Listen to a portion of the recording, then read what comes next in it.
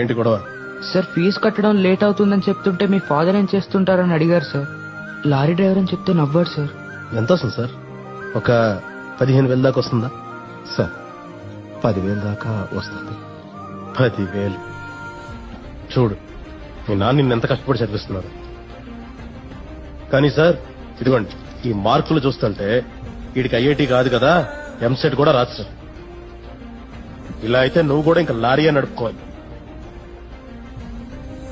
అప్పుడు 2030లో మీ నాన్న lorry driver అని అన్నందుకు నీ కొడుకు ఎవరినో కొట్టి ఇలాగే వచ్చి నుంచుంటాడు. అప్పుడు నువ్వు చేతకాని నా కొడుకులాగా ఇలా చేతులు కట్టుకుని కూర్చోవాల్సి వస్తుంది.